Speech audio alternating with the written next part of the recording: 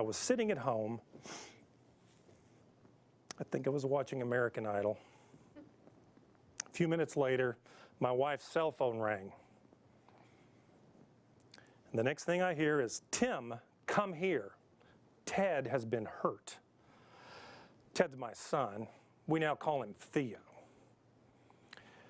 Theo had been mountain biking in Crested Butte with 3 friends. He'd gone to Denver University like any smart kid should do, go to the mountains to college. And afterward, he decided he wanted to play a little bit, and he was a pro snowboard instructor at Vail Mountain, and he was working as a concierge at the Ritz-Carlton. They were mountain biking in Crested Butte one September. He stopped to take a picture, was catching up, hit an awkward spot, was thrown from his mountain bike head first about 15 to 20 miles an hour when I did the math, head first into an aspen tree. Now, he was wearing a helmet, and that probably saved his life. In fact, I'm sure it saved his life, and it saved his brain, but it broke his neck. And when he woke up minutes later, he had no feeling from his neck down.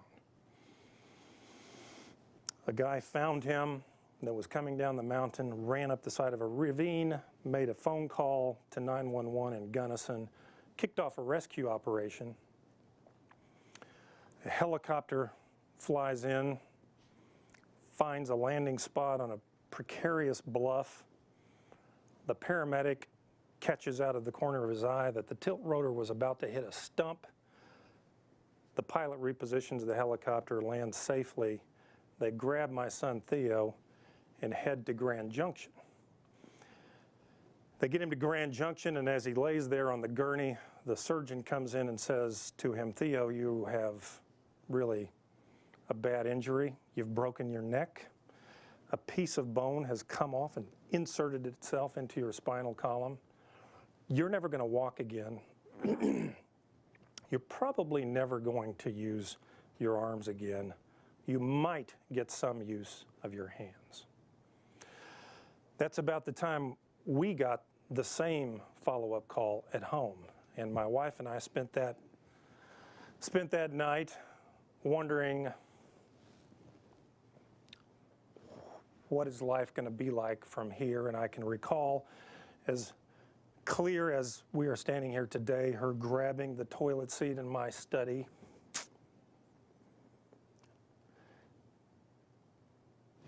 She didn't know whether she was going to throw up or pass out. The next morning, we're about to leave for the airport, and a close friend of ours comes over before we leave. He says a prayer. I remember almost none of it, except he said, "Help us to remember that who we become is not defined by the things that we cannot do." Well, he didn't know how prophetic that would be. He had no idea, no way of knowing. We fly to Colorado. We get there that morning, and the first thing I see when we walk in the door is that. So there's Theo. He's still in the anesthetic of surgery. And I will tell you this, I don't know how many of you are parents, but we all at some point in our lives experience some kind of loss or adversity some way or the other. This one, for a parent, I can tell you this, when you walk into a room and this is your child, you look down at him and you go, for the very first time in your life, this is not one I can fix. And I don't know how it's going to get fixed. I wonder, what is the thing that's going to save his life? And you will question everything that's come before, what your future will look like, your entire belief system, everything gets reconsidered. A few days later, he looked like this. This was just 3 or 4 days later. They have pulled him up out of the bed in the intensive care unit. That's his mother giving him a hug there to the left. And you can see that the physical therapist is propping his back up because he has no strength in the core of his body. And you can see that they've had to take his arms and put them around her so that he can give his mother a hug that day. A few days after that, in ICU, he was flown to the Craig Rehab Hospital in Denver, Colorado. And it's a wonderful place, and we could talk for hours about that. But here's what I want you to know about Theo's story. 12 weeks after the day they performed surgery on him in Grand Junction, Colorado, Theo, well, he walked out of the Craig Rehab Hospital. He was using crutches that day, but that was his goal. And he walked out of there. And in the next winter, I wanted to show you this next picture. Next winter, there's a picture of him with that same mother of his. They're going cross-country skiing in Colorado. And you have to ask yourself, what in the world did that?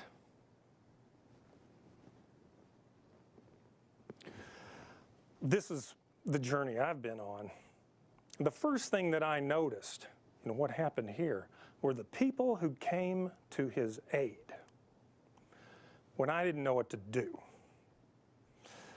I mean, there was this guy that found him, whose name was Fareed Tabayan, the son of an Iranian immigrant. And when his mother was dying of breast cancer, again, she told him, Fareed, whatever you do in life, do the thing that you love, find your passion, your vocation, and live in a place that is beautiful. So he moved to Salida, Colorado. He fell in love with cartography, map maker for the slow ones. And he made mountain biking maps. These beautiful tear-proof, waterproof maps where he collects all of his own GPS data, and he goes around and maps out these trails and sells these maps on his website. The day of my son's accident was his birthday, and he had decided on that day to ride his favorite trail, which was the trail my son was on, and Fareed is the guy who found Theo in a lump on the ground that day and crawled up the side of the ravine and found the faintest cell phone signal, called Gunnison, and answer me this, who was the one person in the world you would like to find your son on a remote mountain and be able to tell the rescue team in Gunnison exactly where to find him? Maybe it was the guy that drew the map. These began to happen over and over for me, and I'll tell you one more. There's Maggie Ireland. Anyone who's from Colorado knows the name Ireland.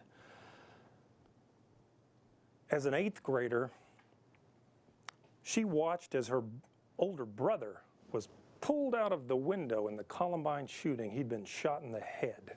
He's known as the boy in the window. Pulled him out of there. They saved his life with surgery. He went to the Craig Rehab Hospital.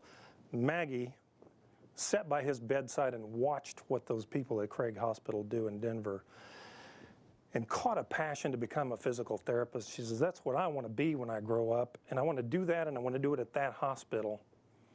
Her brother recovers enough that he is valedictorian of Columbine High School a couple of years later, and he's a successful Colorado businessman today. Maggie goes off and gets her physical therapist license.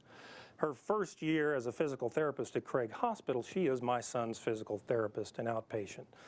Well, I tell you that not because of that, but because when she was working with him, one day he says, hey, Maggie Ireland, so Maggie of Ireland, he called her, why don't you teach me an Irish jig? Sure, she says. And every other day he would come in, and to help with his agility and learning to walk again, she would teach him a new step of the Irish jig. Well, when I interviewed her for this book that I wrote called Finding Theo, I'm not here to talk about that book, I just want to talk about my story. Maggie, I discovered, was also Miss Colorado 2007. I'll ask you, what do you think was her talent as Miss Colorado 2007? The Irish dance.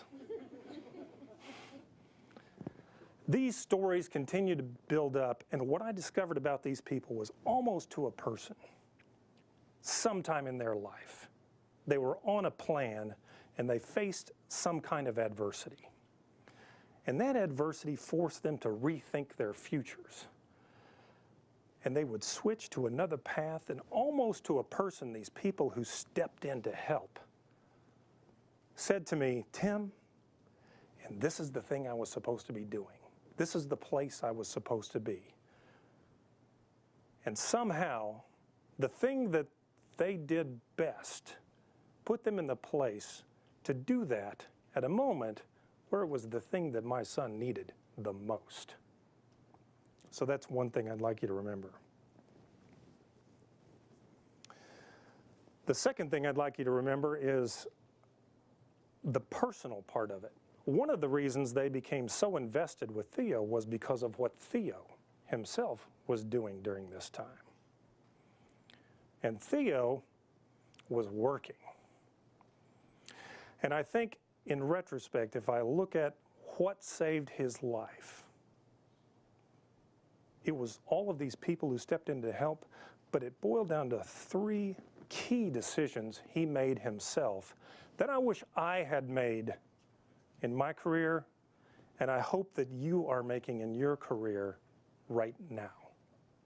First, when he was on that bed, on that gurney, looking up at the surgeon, and the surgeon says, Theo, you're never going to walk again, you're never going to use your arms again.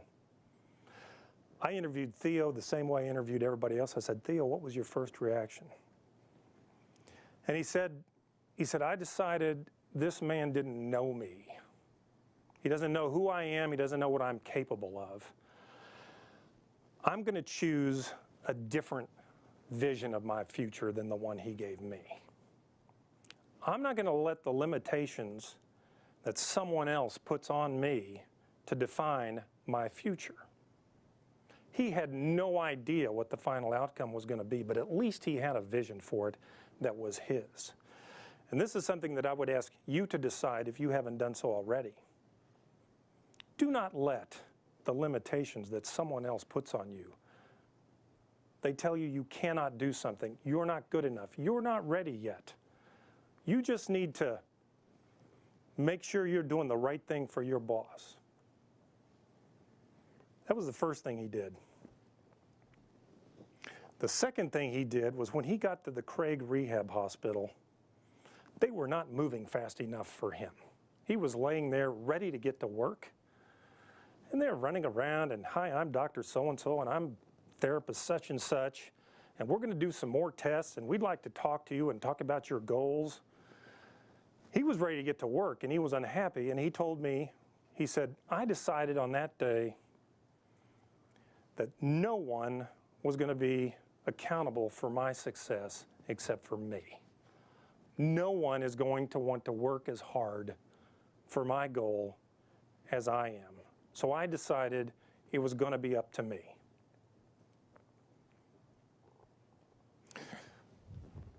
Let me show you this picture.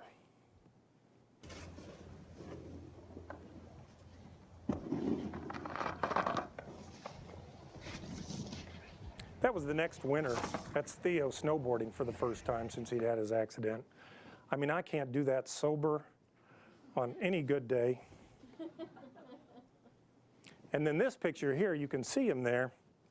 He has just finished what's called the Vail Hill Climb Run. This was a year ago this summer.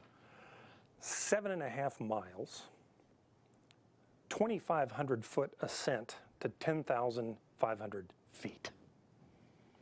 He ran that race, and they're nonchalantly looking around like nothing has happened. And of course, it's a monumental victory by any medical standard. Now, here's what you can't see.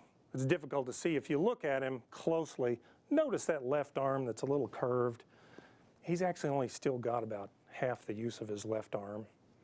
You can't tell, but that left leg that's out there taking a step, he has no idea where that leg is unless he looks at it, because he's lost all reflex. He doesn't know.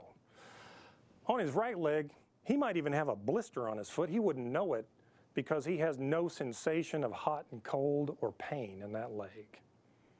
He's wired like a 1972 Russian Yugo car. It's a mess. But in spite of those limitations,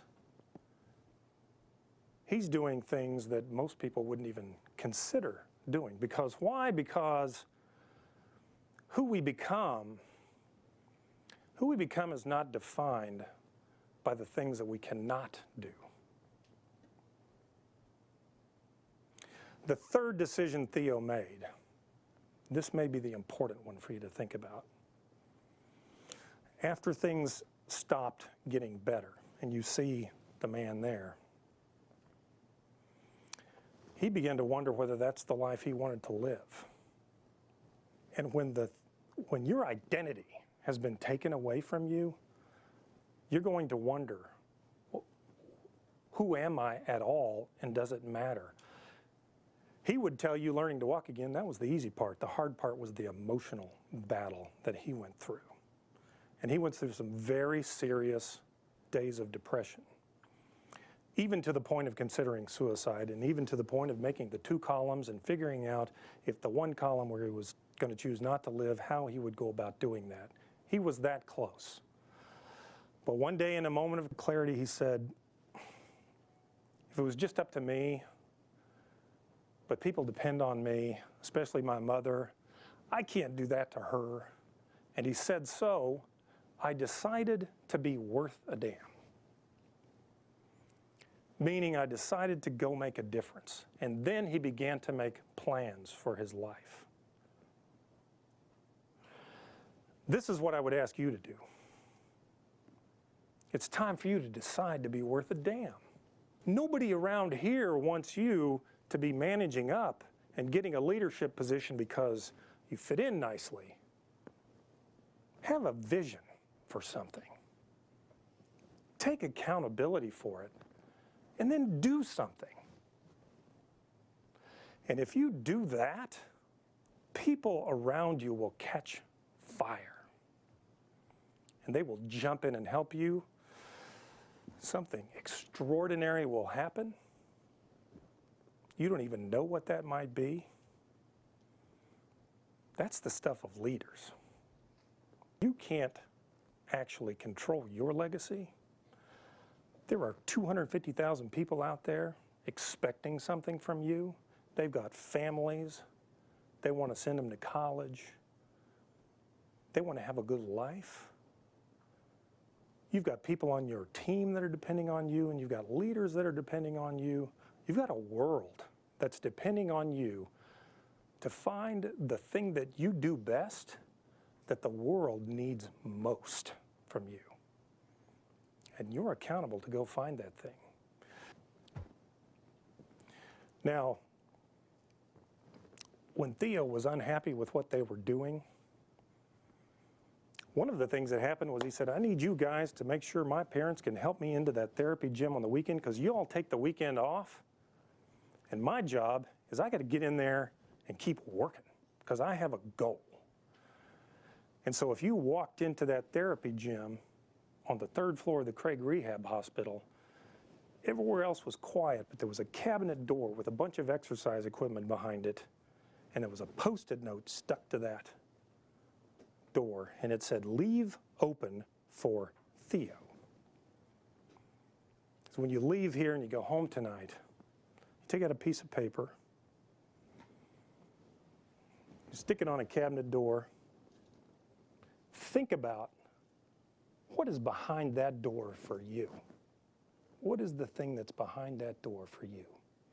Write on that note, leave open for, and write your name below it. Thank you.